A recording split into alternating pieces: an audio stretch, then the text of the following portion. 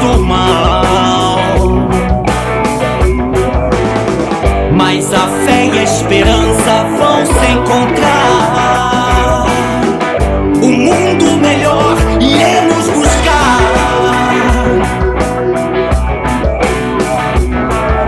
Batalhas são provas, testes reais.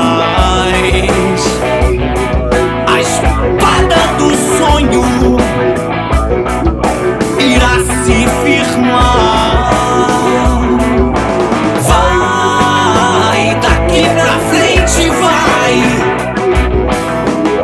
sem limites, sem fronteiras. Vai, daqui pra frente vai,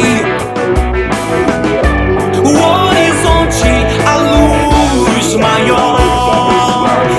Vai, daqui pra frente vai, sem limites, sem fronteiras. Vai, daqui pra frente vai, o horizonte, a luz maior. Vai, daqui pra frente vai. Olá, eu sou Flávio Cardoso, um dos idealizadores e produtores do projeto Daqui pra Frente Baixada Fluminense. Trabalho qual desenvolvo com a minha companheira Cris Roque, ela que também é produtora, professora, e estamos aqui para anunciarmos para vocês, para apresentarmos para vocês o primeiro capítulo desse trabalho, não é?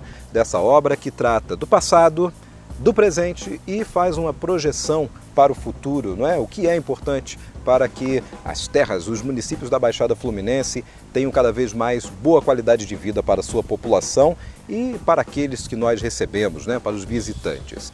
Começamos então com Gênesis Torres, nos trazendo aí uma síntese da história da Baixada, o processo de ocupação das terras, como se deu, o processo de divisão, não é, dos municípios e outros tópicos importantes nessa temática da história da Baixada. Para lá adiante, entendermos o presente e fazermos aí essas projeções para o futuro.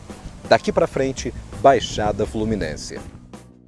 A Baixada Fluminense ela se estrutura como região habitável a partir da expulsão dos franceses do Rio de Janeiro em 1565, onde foram doadas as primeiras sesmarias àqueles que ajudaram o governo português a expulsar os franceses. Então foram doadas terras em Magé, que foram as primeiras.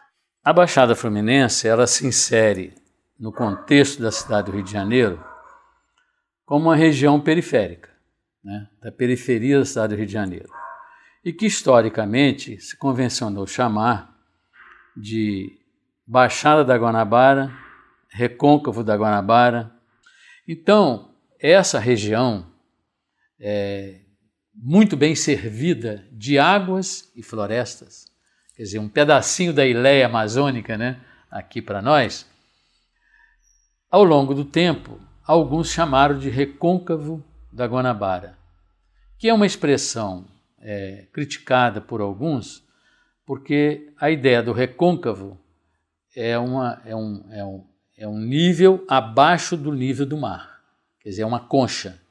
Na realidade, o entorno da Baía da Guanabara não é uma concha, ela é plana. Uma outra expressão que eu prefiro ficar com ela é de entorno, região em torno do entorno da Baía da Guanabara. A Baixada Fluminense se configura mesmo com Baixada Fluminense, a Baixada da Guanabara. Essa região, desde o período colonial, as primeiras sesmarias que foram doadas, sempre foi uma região muito embrejada, uma região com a presença de muitas lagoas, muitos rios, né? E região de difícil acesso. Tanto é que todas as obras de sucesso que foram feitas na Baixada tiveram que, primeiramente, canalizar rios, fazer a limpeza dos entulhos, para poder promover um enxugamento dessa região e aí ela tornasse uma região habitável. Essa questão do saneamento básico da Baixada, que lá no passado era chamado de enxugamento dos rios ou dos brejos e pântanos, para hoje saneamento é outra coisa, é água que não é tratada e que é jogada nos canais e que vai para a Baía da Guanabara. Baixada Fluminense aparece pela primeira vez nos textos num plano de saneamento que houve no final do século XIX, onde se procurava canalizar rios, limpar rios que estavam entulhados, e nesses documentos já aparecia Baixada do Rio de Janeiro, Baixada Guanabara ou Baixada Fluminense. E o termo frumen vem do latim, que quer dizer terra com muitas águas. Então, obviamente, já se sabia que o interior da Baía da Guanabara era uma região onde desaguavam grandes rios. E uma região mais ou menos com pequenas cotas acima do nível do mar, variando entre 0 e 40 metros de altitude. Então, por ser uma região bem nivelada ao mar, se convencionou chamar essa região de Baixada Fluminense. E aí você tem uma Baixada Fluminense com uma divisão, vamos dizer assim, política, tem uma divisão geográfica e tem uma outra divisão, que é a divisão histórica.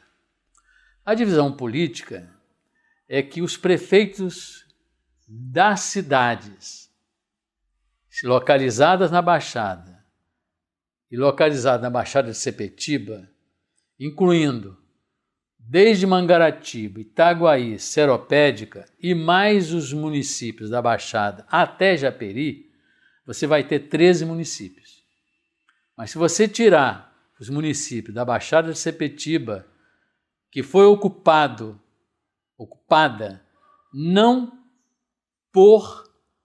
pelos rios da Baixada, mas ocupados através da fazenda de Santa Cruz, que entra lá por Itaguaí, aí você vai ter uma outra região com uma ocupação diferenciada daquela ocupação que foi feita através dos rios da Baixada.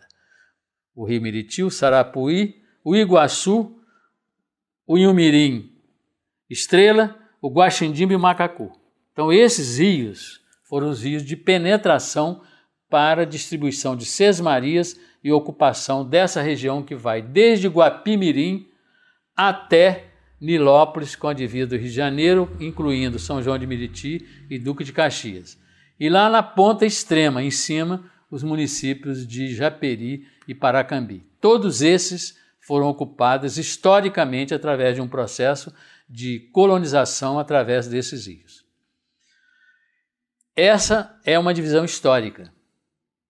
A divisão geográfica, ela está ligada mais à questão dos rios, que bate um pouco parecido com a divisão histórica, e com a subida da serra de Teresópolis, Petrópolis e Japeri. Alguns chegam até a colocar que Miguel Pereira faz parte da Baixada, que não tem nada a ver a região serrana. Então, essa é a divisão.